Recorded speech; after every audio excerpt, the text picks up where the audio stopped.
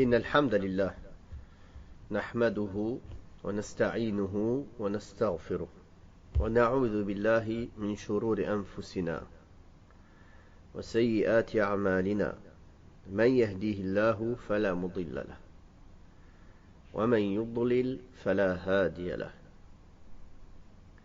وأشهد أن لا إله إلا الله وحده لا شريك له وأشهد أن محمدا عبده ورسوله يا أيها الذين آمنوا اتقوا الله حق تقاته ولا تموتن إلا وأنتم مسلمون يا أيها الناس اتقوا ربكم الذي خلقكم من نفس واحدة وخلق منها زوجها وبث منهما رجالا كثيرا ونساء واتقوا الله الذي تساءلون به والأرحام إن الله كان عليكم رقيبا يا أيها الذين آمنوا اتقوا الله وقولوا قولا سديدا يصلح لكم أعمالكم ويغفر لكم ذنوبكم ومن يطع الله ورسوله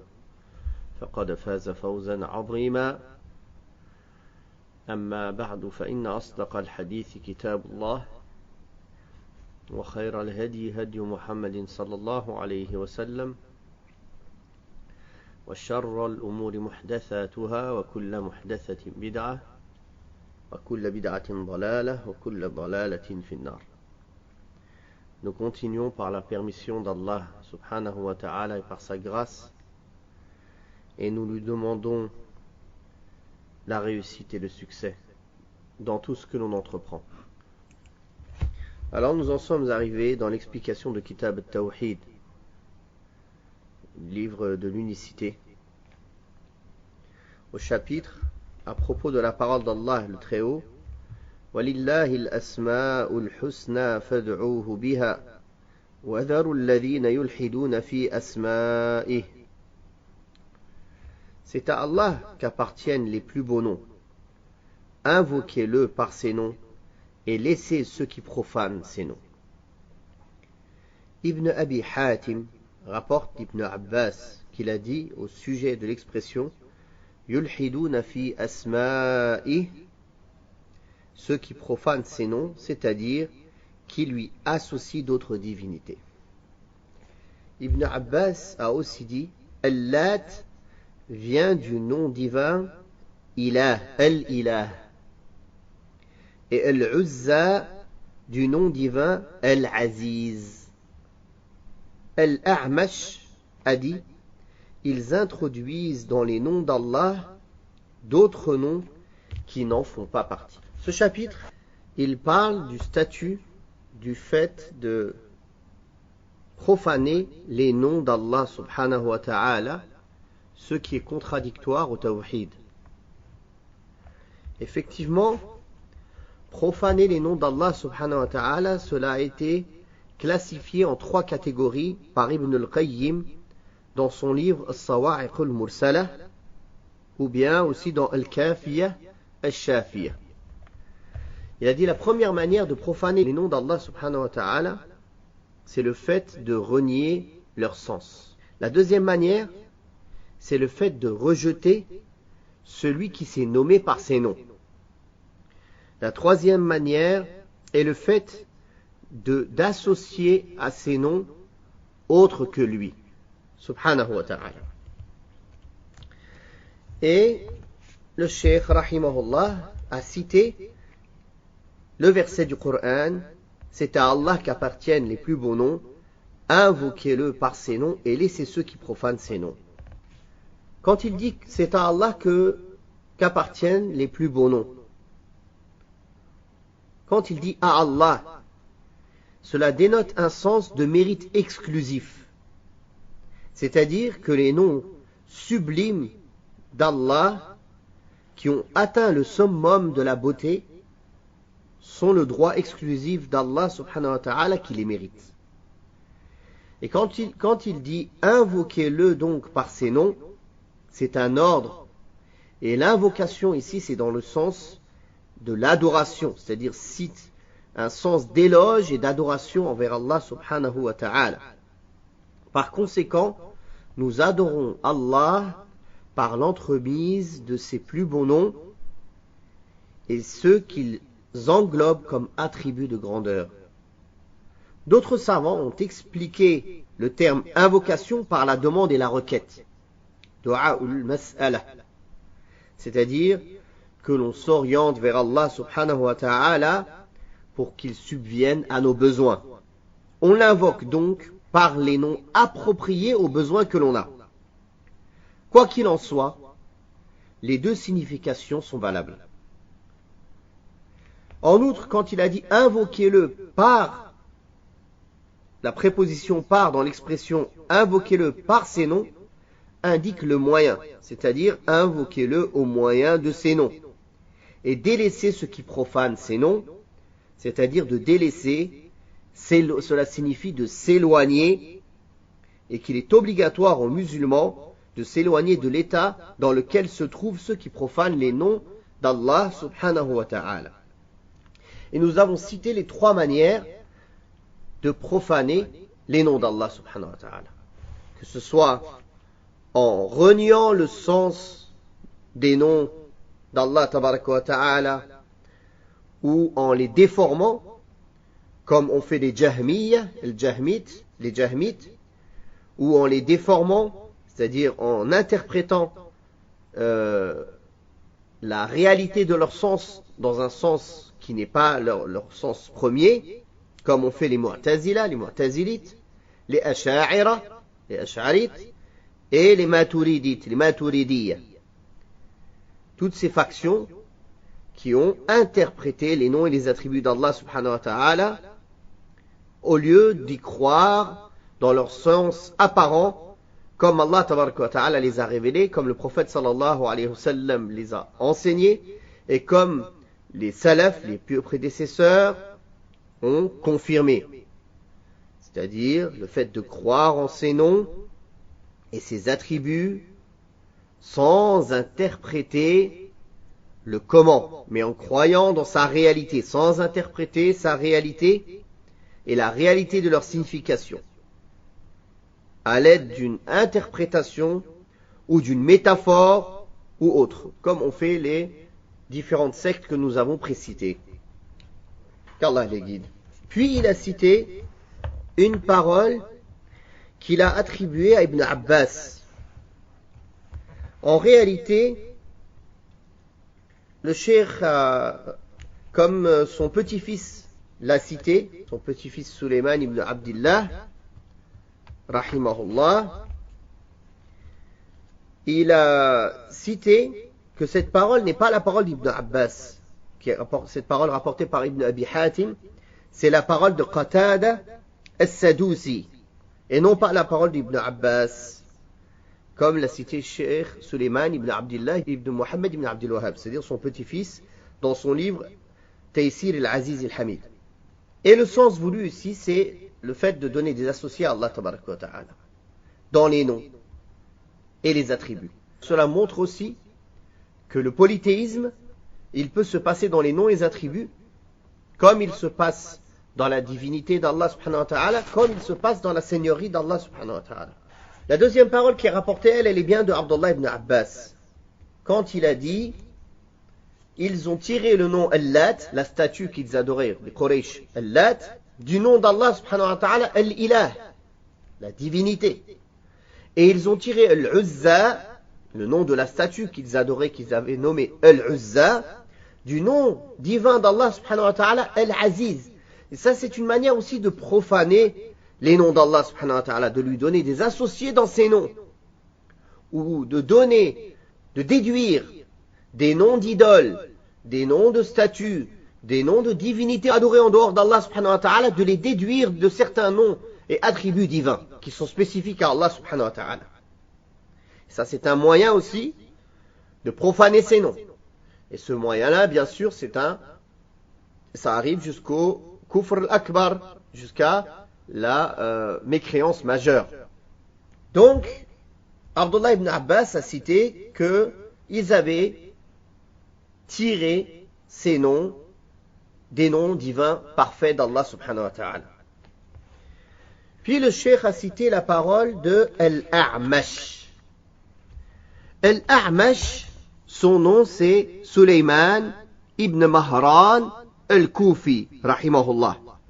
Sulayman ibn Mahran al-Kufi. Il a dit en parlant d'une des manières dont ils profanent les noms d'Allah, ils introduisent dans les noms d'Allah d'autres noms qui n'en font pas partie. Ils introduisent dans les noms d'Allah d'autres noms qui n'en font pas partie. À l'exemple des chrétiens qui ont nommé Allah par le Père. Ils disent le Père. Ce n'est pas un des noms d'Allah subhanahu wa ta'ala, le Père. À l'exemple des philosophes. À l'exemple aussi de certains maçons, les francs-maçons. On ne sait pas s'ils désignent par le grand architecte, est-ce qu'ils désignent Allah subhanahu wa ta'ala ou ils désignent une divinité qu'ils adorent en dehors d'Allah. Mais s'ils désignent Allah subhanahu wa ta'ala par cela, ils lui ont donné un nom qui n'est pas un nom qu'Allah s'est donné. Les noms et les attributs d'Allah subhanahu wa ta'ala ne sont connus qu'à travers la révélation. Car il n'y a personne qui connaît Allah comme il se connaît lui-même. Et il n'y a personne parmi les créatures qui connaît Allah comme le connaît son bien-aimé et son plus proche ami, Muhammad sallallahu alayhi wa sallam, le meilleur des messagers. Donc ce que Allah tabaraka wa ta'ala nous a informé le concernant, parmi les noms et les attributs, nous devons y croire obligatoirement et les affirmer comme Allah nous en a informé. Ce que le prophète sallallahu alayhi wa sallam a confirmé comme noms et attributs concernant Allah subhanahu wa ta'ala, nous devons y croire obligatoirement et les affirmer comme le prophète sallallahu alayhi wa sallam y a cru et les a affirmés. Et ceci est la voie des pieux prédécesseurs et du groupe des croyants. Tous ceux qui ont dévié de cette voie, en rejetant les noms d'Allah, en donnant des associés au nom d'Allah, en interprétant les noms d'Allah, alors ils se sont égarés du droit chemin concernant cette catégorie du tawhid. Cet égarement, il peut aller loin dans l'égarement jusqu'à la mécréance majeure, ou il peut être une innovation qui n'atteint pas la mécréance majeure, mais qui est très dangereuse, qui n'est pas non plus quelque chose de futile, de négligeable comme péché. Puis le cheikh, comme à son habitude, il a cité les points à retenir de ce chapitre. Il a dit premièrement l'affirmation des noms divins. Deuxièmement, le caractère magnifique des noms d'Allah. Troisièmement, l'ordre intimé de l'invoquer par ses noms. Quatrièmement, se détourner des opposants parmi les ignorants et les profanateurs. Cinquièmement, l'explication du sens de la profanation des noms divins. Sixièmement, la menace pesant sur les profanateurs. La menace pesant sur les profanateurs, elle vient à la fin du verset qui a été cité au début du chapitre, où Allah tabaraka wa ta'ala dit « Sayujazawna ma kanu ya'malun » Ils seront rétribués à cause de ce qu'ils faisaient. Le prochain chapitre, c'est le chapitre nommé « On ne dit pas que le salam soit sur Allah, que le salut soit sur Allah ». Dans le recueil de hadiths authentiques, Ibn Mas'ud radiyallahu anhu a dit « Lorsque nous étions en prière avec le prophète sallallahu alayhi wa sallam, nous disions que le salut soit sur Allah de la part de ses serviteurs, que le salut soit sur un tel et un tel. » Le prophète sallallahu alayhi wa sallam dit alors « Ne dites pas que le salut soit sur Allah, car Allah est le salut. Allah est as-salam. As-salam. » Ce chapitre, il vient expliquer l'interdiction de dire « As-salamu ala Allah », que le salut soit sur Allah. Car Allah se passe de l'invocation de ses créatures. Il n'a pas besoin qu'on demande la protection pour lui. Car le salut, cela veut dire qu'Allah soit préservé de tout manquement et de toute chose qui pourrait l'atteindre. Or, Allah, c'est lui as-salam, c'est lui le salut. De lui provient le salut. Donc, on n'invoque pas, c'est un manque de politesse et une contradiction à la perfection du tawhid de dire que le salut soit sur Allah. C'est-à-dire comme si on fait dua pour lui, Ya Allah, que tu sois protégé. Est-ce que Allah il a besoin de ta dua pour être protégé? C'est lui le protecteur. C'est lui le salut. De lui provient le salut, subhanahu wa ta'ala. Allahumma anta salam, wa minka salam. Tabarakta ya dal jalali wal ikram. Donc quand on a compris cela, on voit pourquoi ici le prophète sallallahu alayhi wa sallam a interdit cette expression. Les compagnons avant cette interdiction n'y voyaient pas ce sens-là. Ils avaient une bonne intention, c'est-à-dire pour eux, c'était pas dans le sens qu'Allah avait besoin qu'on invoque pour lui pour que tout manquement ne le touche pas. Non, ils avaient la croyance ferme qu'aucun manquement ne touche Allah subhanahu wa ta'ala. Et que c'est lui qui préserve les gens de tout manquement et tout mal. Mais ils pensaient que c'était une manière d'invoquer et de louer Allah subhanahu wa ta'ala. Ils utilisaient une formule qui n'était pas correcte. Ils n'avaient pas pensé au mauvais sens qu'elle pouvait comporter. Alors le prophète sallallahu alayhi wa sallam leur a enseigné et leur a expliqué qu'il était interdit d'utiliser cette expression envers Allah subhanahu wa ta'ala. Cela montre que le tawhid entre dans toute chose dans la vie, même dans les paroles, même dans ce que l'on dit. On doit être attentionné même dans ce que l'on dit. Surtout quand on parle d'Allah subhanahu wa ta'ala. Et on ne doit utiliser que les meilleures paroles et les meilleurs éloges envers Allah subhanahu wa ta'ala. Car il est notre maître, créateur et maître, le seul qui est digne d'être adoré, celui qui possède les noms magnifiques et les attributs élevés. Subhanahu wa ta'ala. Puis le cheikh, rahimahullah, a cité comme à son habitude les points à retenir de ce chapitre. Il a dit premièrement, la définition du terme salam, salut, qui veut dire le fait d'être préservé de tout manquement. Deuxièmement, le salam est une salutation. C'est pour cela d'ailleurs que les musulmans se saluent entre eux par le salam. Troisièmement, il ne convient pas d'adresser le salam à Allah. Quatrièmement, la cause de cette inconvenance. La cause de cette inconvenance, nous l'avons expliqué. C'est que cela ne convient pas d'invoquer pour Allah qu'il soit préservé de tout manquement. Allah n'a pas besoin, il est riche, il se passe de l'univers subhanahu wa ta'ala. Allah subhanahu wa ta'ala, c'est lui le riche et nous sommes les pauvres. Allah tabaraka wa ta'ala dit Ya ayyuhan nas, antumul fuqara'u ila Allah, wallahu huwal ghaniyyul hamid. Ô vous les hommes, vous êtes les indigents ayant besoin d'Allah. Et c'est Allah, lui, qui se dispense de tout, et il est le digne de louange, subhanahu wa ta'ala, dans le sens de sa parole. Donc, voilà pourquoi cela ne convient pas de dire Assalamu ala Allah, le salut sur Allah. Cinquièmement, le prophète sallallahu alayhi wa sallam enseigne à ses compagnons quelle salutation ne convient pas à Allah subhanahu wa ta'ala.